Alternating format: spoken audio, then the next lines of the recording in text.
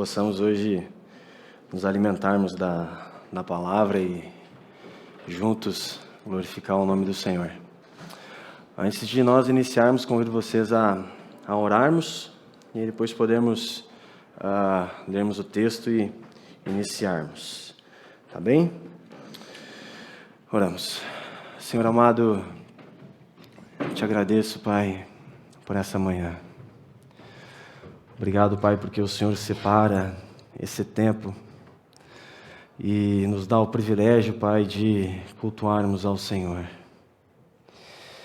Pai amado, eu peço que não só o meu coração, mas todos os nossos corações possam sair cheios da Tua verdade, Senhor. Que a Tua verdade, Senhor, vá no mais profundo íntimo do nosso ser. Senhor amado, peço também pelo coração daqueles que não Te conhecem, Deus, que o Senhor possa se revelar, que o Senhor possa convencê-los que Tu és o nosso Deus. Pai amado, também peço perdão pelas minhas falhas, pelos meus erros, e desde já, Senhor, que ninguém conheça o Renan, mas sim o Teu santo nome. É assim, Pai, que nós oramos hoje. Amém. Amém. Vamos abrir então em Salmos, em 33, por favor. Salmos 33. Nós vamos dividir em duas partes, tá? Nós temos do versículo 1 ao versículo 22. Mas hoje nós vamos ver do 1 ao 9, tá bom? E aí semana que vem nós continuamos com o restante. Então, vamos lá no versículo 1. Exultai, ó justos, no Senhor. Aos retos fica bem louvá-lo. Celebrai o Senhor com harpa, louvai-o com cânticos no saltério de 10 cordas. Entoai-lhe novo cântico, tangei com arte e com júbilo. Porque a palavra do Senhor é reta, e todo seu proceder é fiel. Ele ama a justiça e o direito. A terra está cheia da bondade do Senhor. Os céus, por sua palavra, se fizeram, e pelo sopro de sua boca, o exército deles. Ele ajunta em montão as águas do mar, e em reservatório encerra as grandes vagas. Tema o Senhor toda a terra, temam-no todos os habitantes do mundo, pois Ele falou e tudo se fez. Ele ordenou e tudo passou a existir. Então tá. Para nós iniciarmos, nós tentamos compreender que quem escreveu esse salmo foi Davi. Não é todo mundo que concorda com isso, mas a grande parte nos diz que é Davi. E aqui o objetivo, tanto do versículo 1 até o 22, sempre vai fazer com que nós, igreja, venhamos a adorar o Senhor.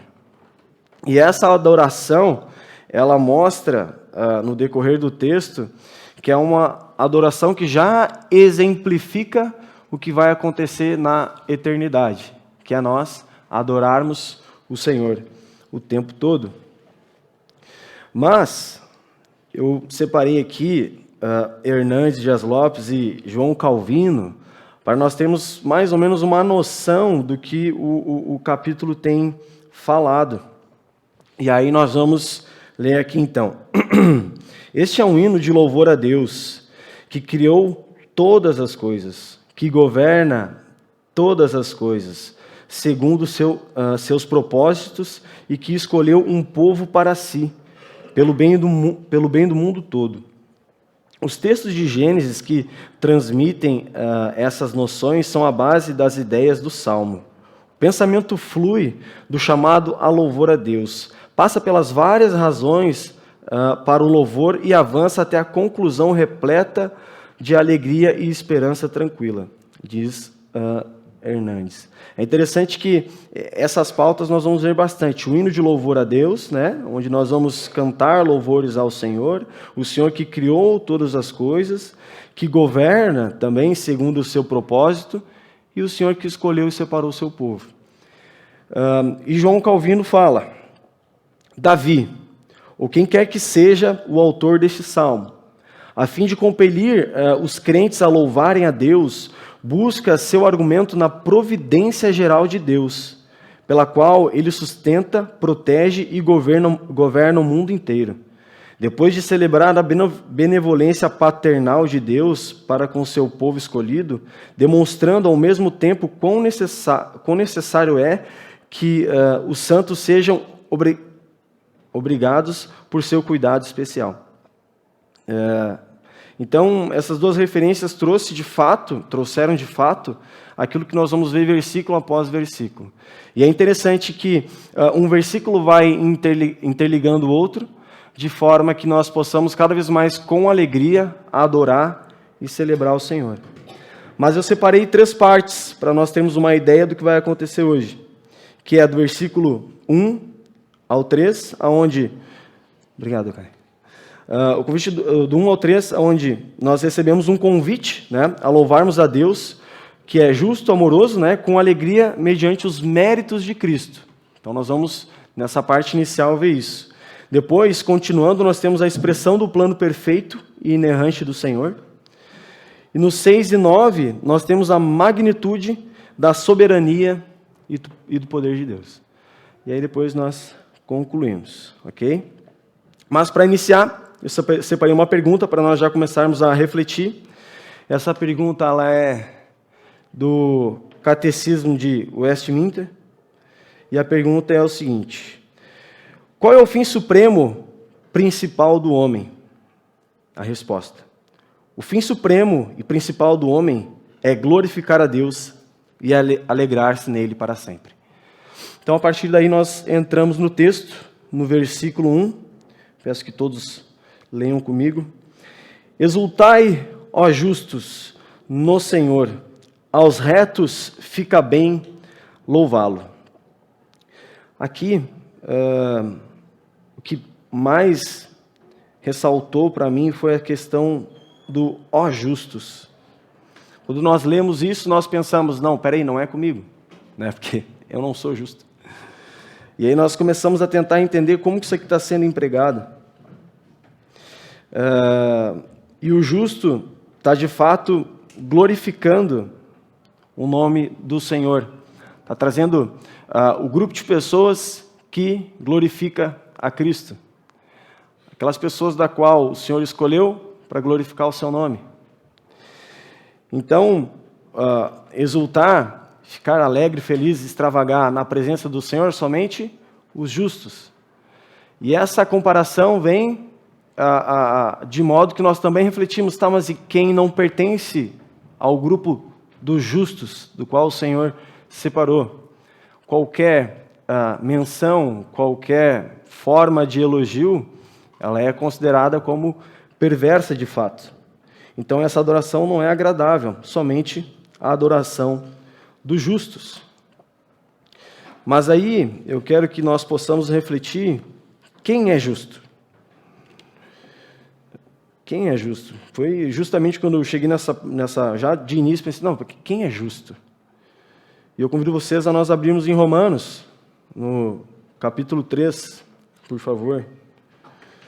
Compreendendo que não há nenhum justo, somente Cristo. E eu quero me certificar disso. Onde fala no capítulo 3, versículo 10 ao 12. Como está escrito, não há justo, nenhum sequer. Não há quem entenda, não há quem busque a Deus. Todos se extraviaram. A uma só se fizeram inúteis. Não há quem faça o bem. Não há nenhum sequer. Não há nenhum sequer. E aí passamos para o versículo 23, um pouco mais para frente. Pois todos pecaram e carecem da glória de Deus. Então aqui nós já vemos, então, não há nenhum sequer, não há nenhum justo. Mas, se está sendo nomeado esse grupo, como que esse grupo se tornou justo? Como que essas pessoas agora são justas e louvam e exultam ao Senhor com alegria? O versículo aqui, ele está, de certa forma, exaltando a obra de Cristo. Se a nossa igreja, se nós, igreja, somos justos, não é pelo meu mérito, não é pelo teu mérito, não é pela forma que tu vive, pela forma correta, não é por todas as coisas certas que tu faz, e sim está apontando para Cristo. Cristo é infalível, Cristo é reto. E essa responsabilidade é jogada nos ombros de Cristo. Por que é jogada nos ombros de Cristo aqui no texto? Porque somente Ele foi capaz de viver o que nós não somos capazes de viver. Somente Ele, Deus, foi capaz de é capaz de ser justo e nós não. Então, justo aqui no texto aponta para a obra de Cristo. Aqueles que creem nessa obra, aqueles que amam o ato triunfante do Senhor Jesus, aí sim se enquadram então nos justos. Não porque fazem algo, mas sim porque Ele é o Deus daquele que crê. Mas aí a gente pode ver um pouco sobre a parte da justificação com Spurgeon, onde ele fala assim: justificação é colocada diante de vocês como sendo através da redenção que há em Cristo Jesus. Há um preço a pagar. É através da redenção. Há um sofrimento e uma obediência intervindo. Então, nós conseguimos ver que a justificação, ela somente é alcançada pela graça. Somente.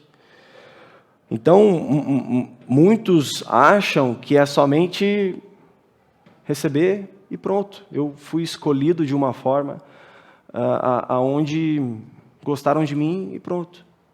Mas não, o preço dessa graça é a morte de Cristo. Há um preço muito elevado, há um preço muito caro, há um preço onde, juntando toda a humanidade, não paga ainda esse preço. Então não é simplesmente o acaso, não é simplesmente estarmos sentados e agora tu é meu. Não, tu é meu porque eu te amei através de Cristo. E não teria como eu te alcançar se não fosse por esses méritos, os méritos de Cristo.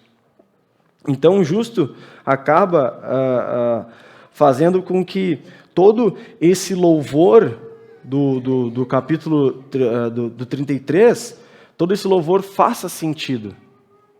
Para nós começarmos a louvar com alegria, exultar com alegria, nós precisamos passar por essa parte aqui e compreender essa justiça. Senão, tudo é vão, nada vai fazer sentido algum. Mas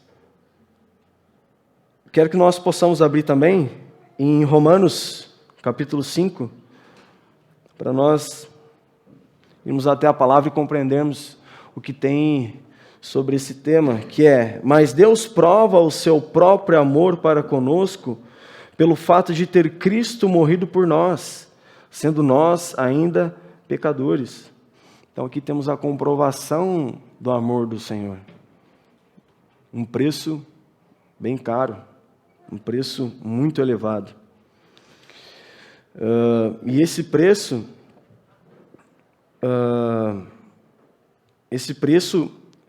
é algo que nenhum ser humano vai conseguir alcançar.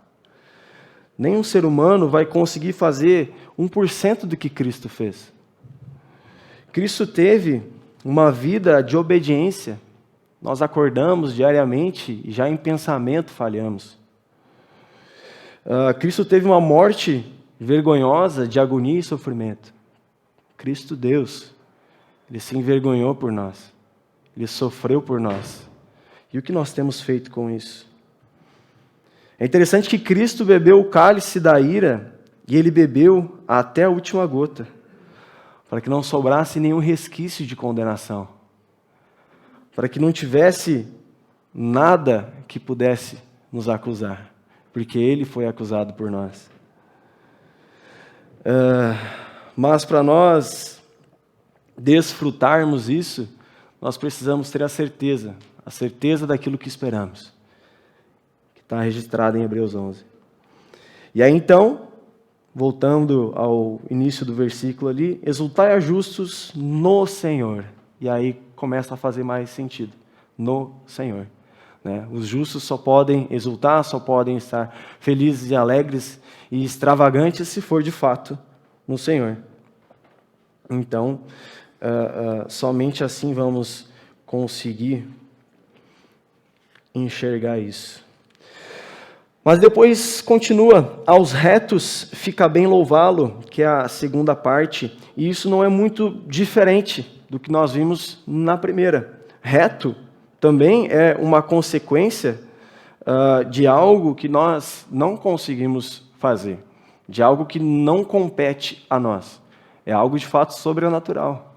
É algo de fato que o Senhor conduz e o Senhor transforma o nosso coração. Mas aqui aos retos fica bem louvá-lo, é como se fosse a prova real do povo separado e escolhido do Senhor. É como se o Senhor falasse assim, vejam o meu povo, eles vão me adorar. Não porque o povo é bom, e sim porque o Senhor transformou esse povo, e agora esse povo, a função dele é adorar o Senhor.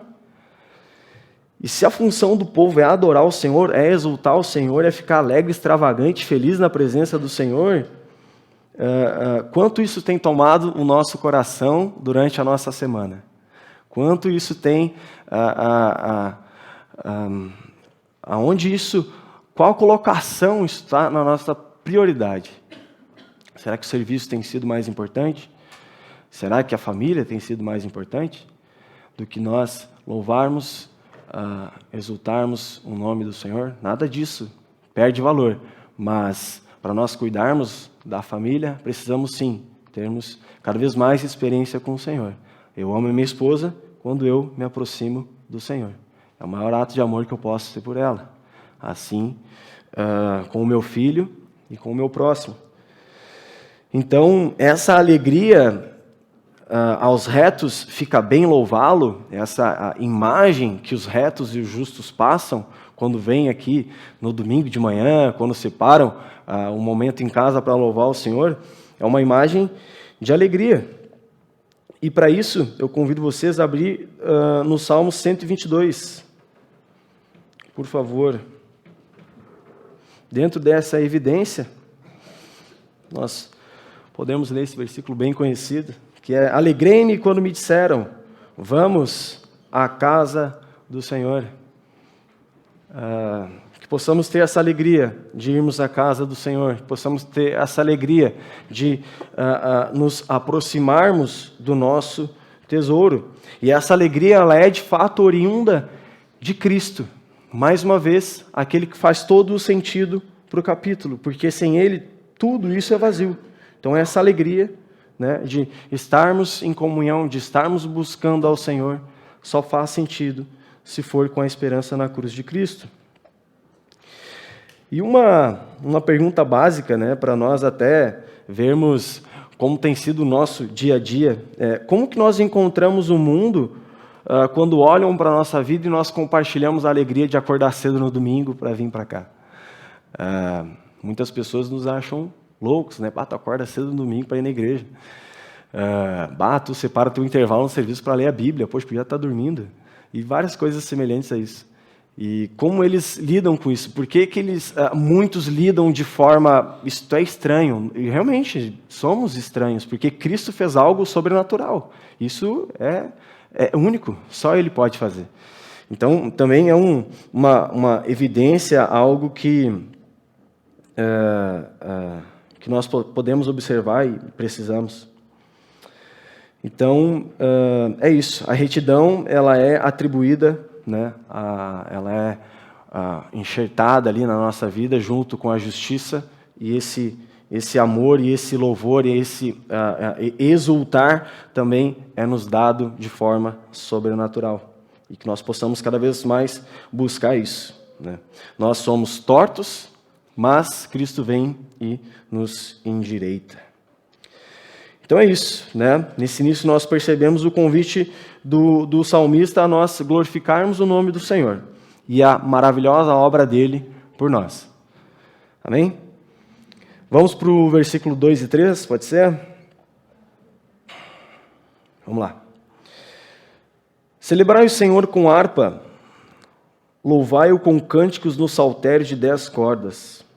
Entoai-lhe novo cântico, tangei com arte e com júbilo.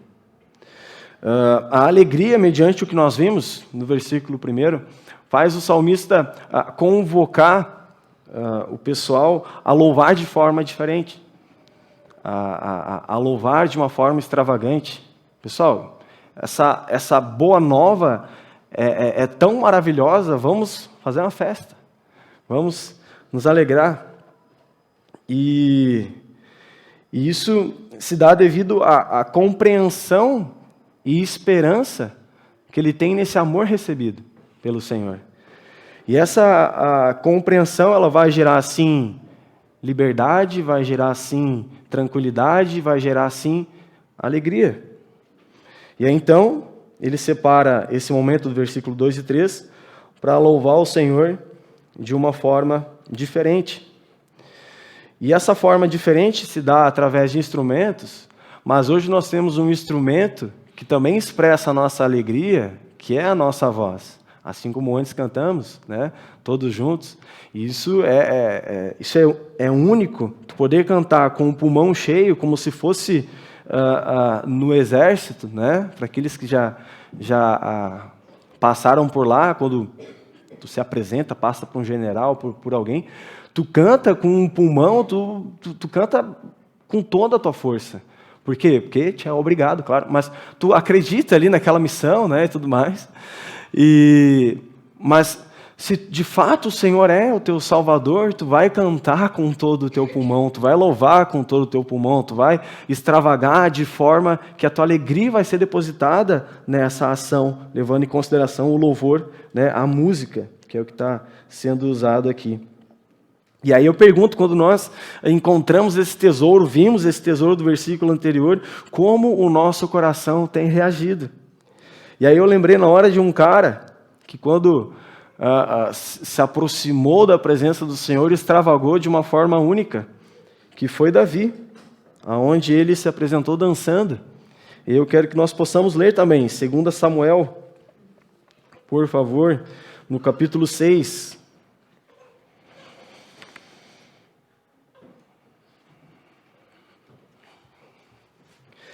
Davi dançava com todas as suas forças diante do Senhor, e estava cingido de uma estola sacerdotal de linho. Assim, Davi, com todo Israel, fez subir a arca do Senhor com júbilo e ao som de trombetas. Quando Davi se deparou com o seu maior tesouro, a sua felicidade era tanta, ele extravagou de tal forma que começava a dançar, e as pessoas observavam ele da janela, inclusive. E aqui não somos obrigados a dançar, mas é um exemplo daquilo que a felicidade faz nós fazermos, né? Aquilo que a felicidade em Cristo faz nós fazermos. Então, que nós possamos nos alegrar na presença do Senhor, e que não venhamos esquecer aquilo que Ele fez por nós.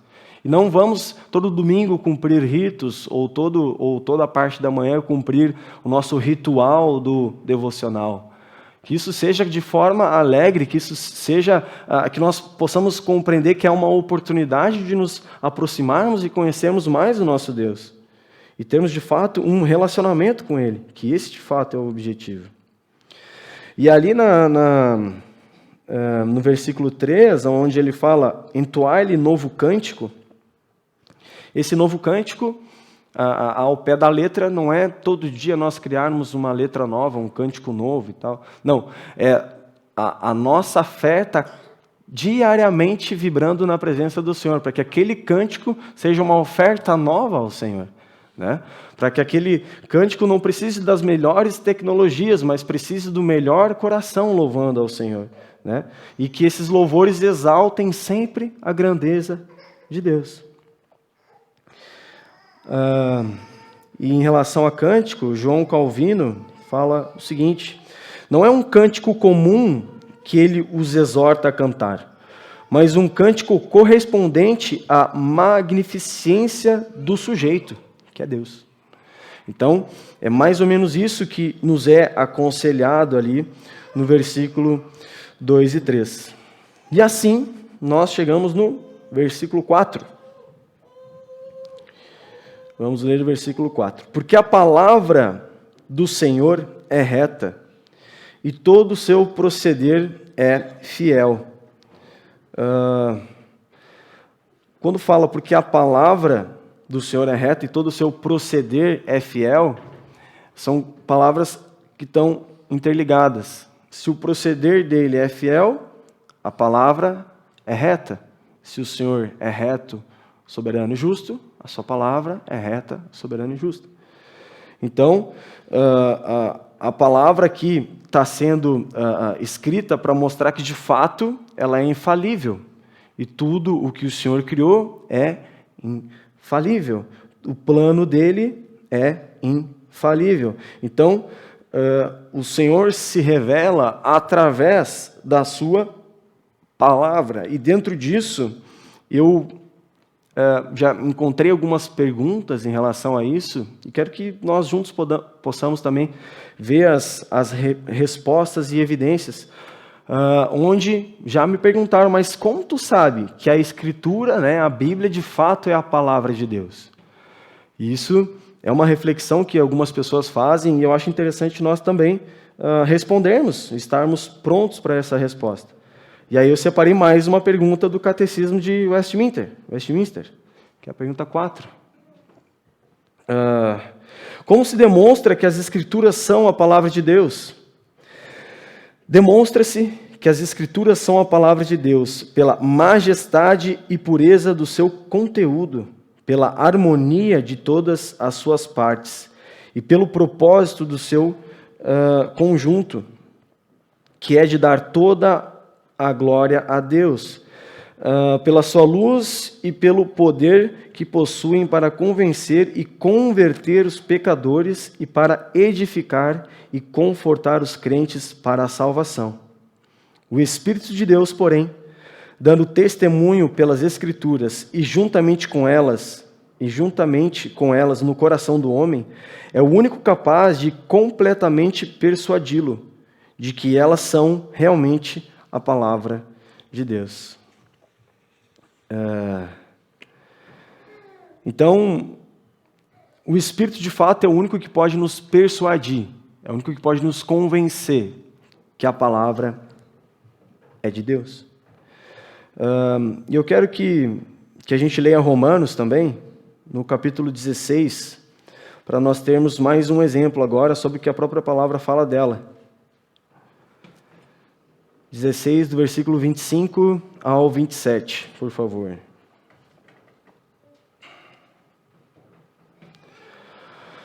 Ora, aquele que é poderoso para vos confirmar, segundo o meu evangelho e a pregação de Jesus Cristo, conforme a revelação do mistério guardado em silêncio nos tempos eternos, e que, agora, se tornou manifesto e foi dado a conhecer por meio das Escrituras proféticas, segundo o mandamento de Deus eterno, para a obediência por fé entre todas as nações. Ao Deus único e sábio seja dada a glória por meio de Jesus Cristo pelos séculos dos séculos. Amém. Então, no 26, fica evidente, reconhecer por meio das Escrituras proféticas. Eu acho muito interessante que a própria palavra tira qualquer dúvida que se possa gerar dela mesma. Mas é interessante que qualquer argumento que nós possamos aqui criar, que nós possamos pensar em como que nós vamos convencer, em como que nós vamos trazer argumentos, agora está muito em alta, arqueológicos, coisas que possam cientificamente concretizar que a palavra é de Deus, de nada adianta, se não for o Espírito convencendo o coração da pessoa que está ouvindo.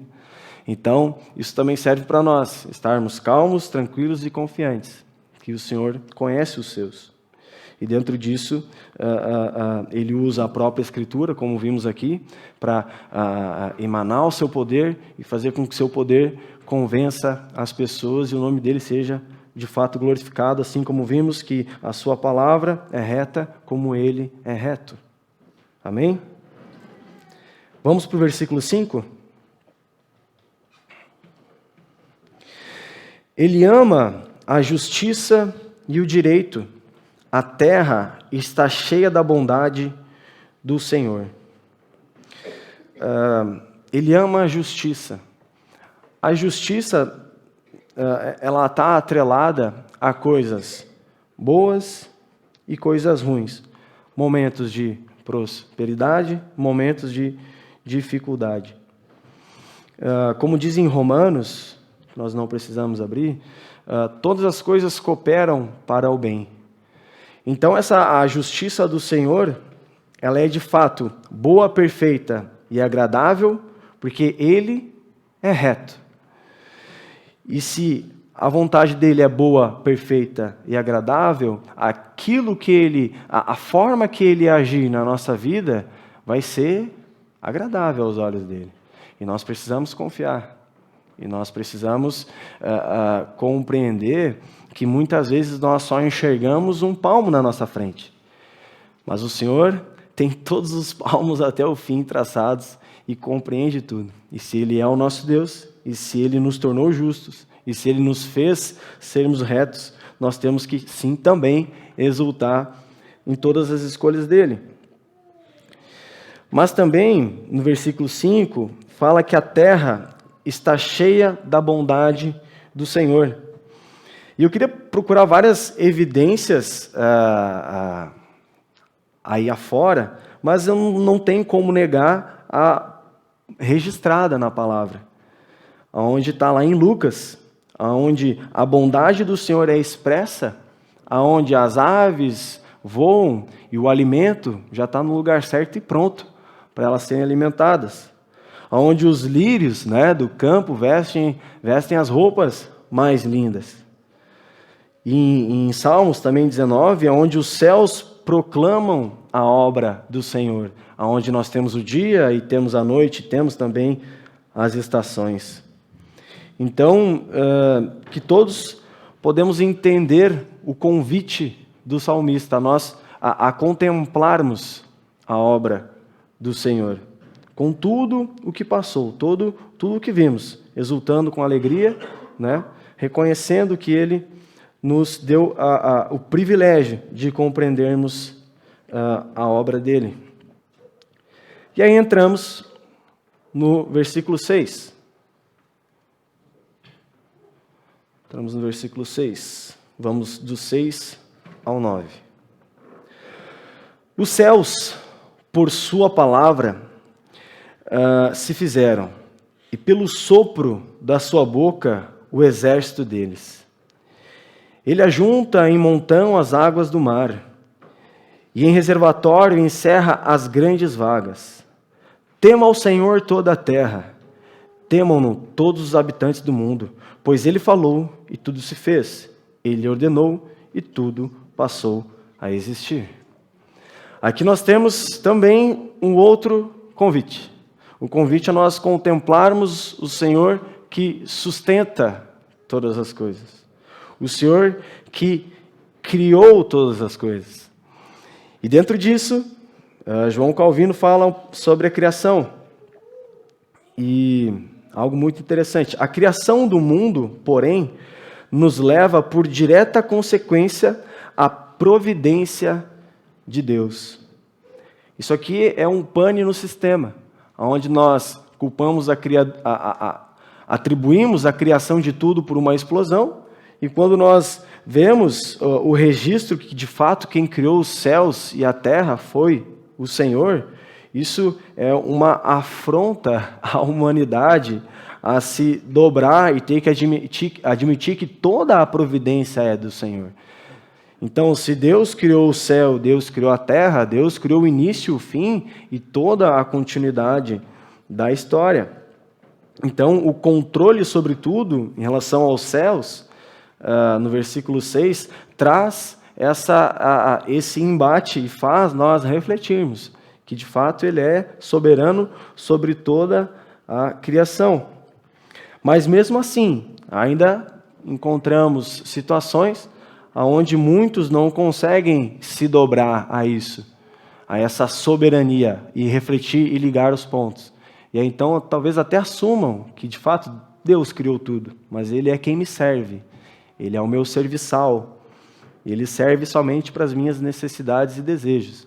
E acaba não compreendendo de fato a soberania do Senhor e a majestade sobre tudo isso.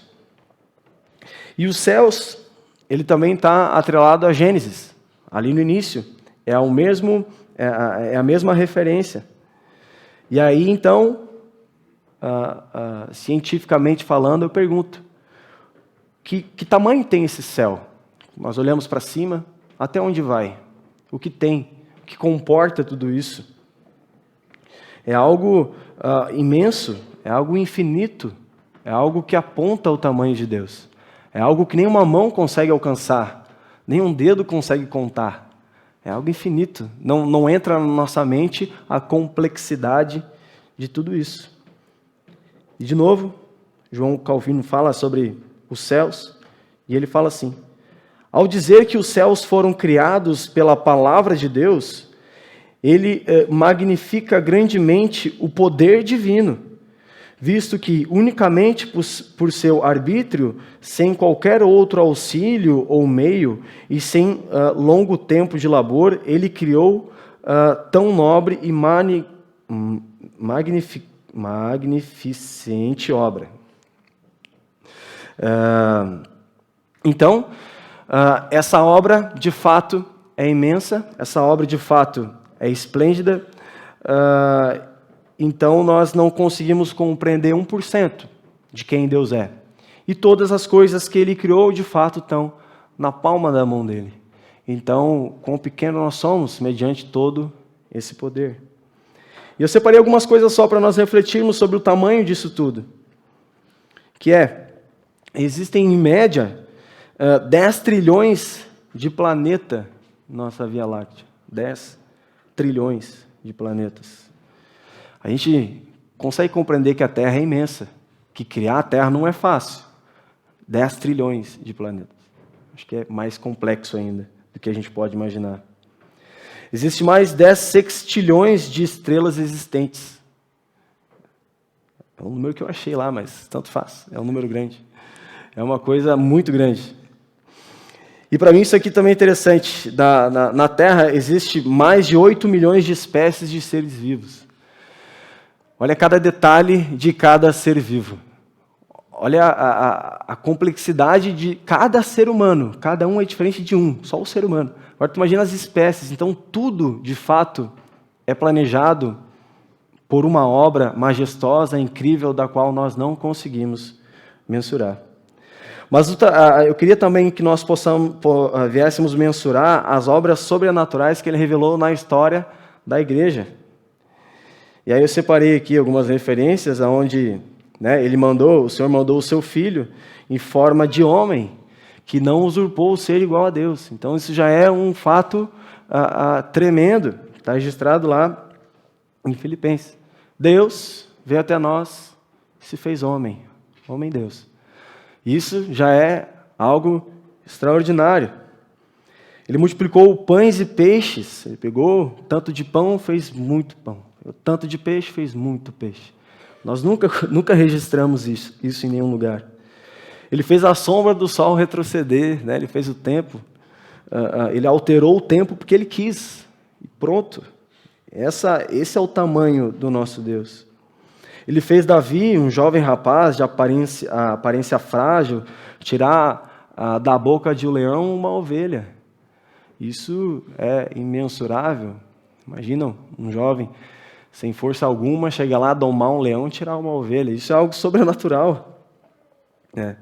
E aí tem algo que realmente é majestoso, onde Ele transforma pescadores, pecadores, em proclamadores da palavra.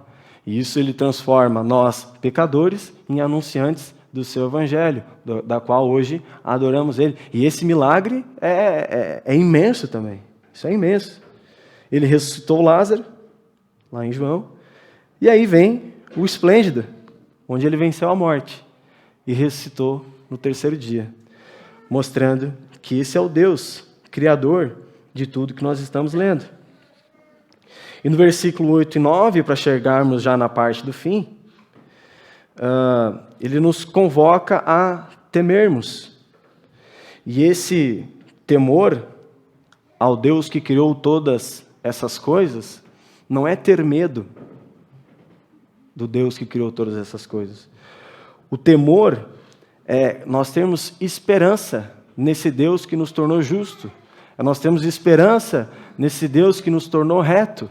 É nós confiarmos e compreendermos que todo o plano, de fato, está debaixo da vontade dele. E para nós compreendermos um pouco a questão do temor, nós vamos ler Provérbios, capítulo 9.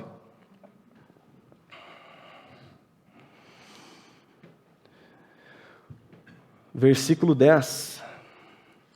O temor do Senhor é o princípio da sabedoria, e o conhecimento do santo é prudência.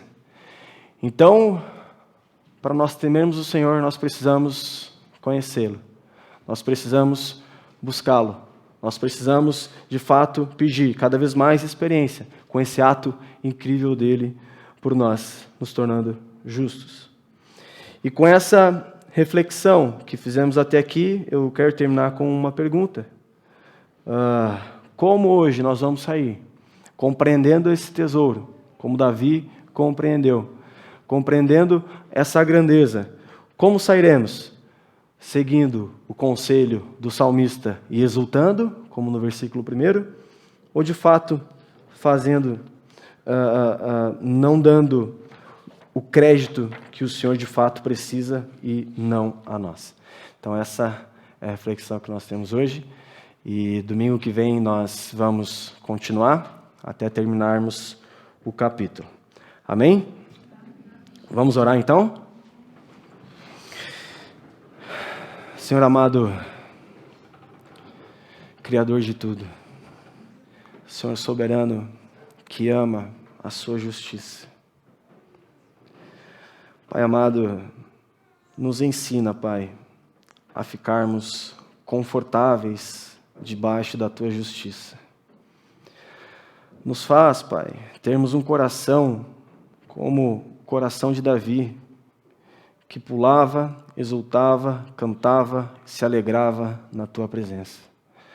Que o nosso coração, Pai, transborde alegria, e que essa evidência que o Teu povo te adora e hoje tem um coração que te louva, fique cada vez mais claro em nossas vidas, Senhor. Pai amado, obrigado, Senhor, porque o Senhor é o nosso Deus, e o Senhor ainda olha para nós, na imensidão de tudo que o Senhor criou. Muito obrigado, Pai. É assim que eu oro, Pai, com coração grato por nós podermos estar reunidos aqui hoje, louvando e engrandecendo o Teu santo nome. Amém.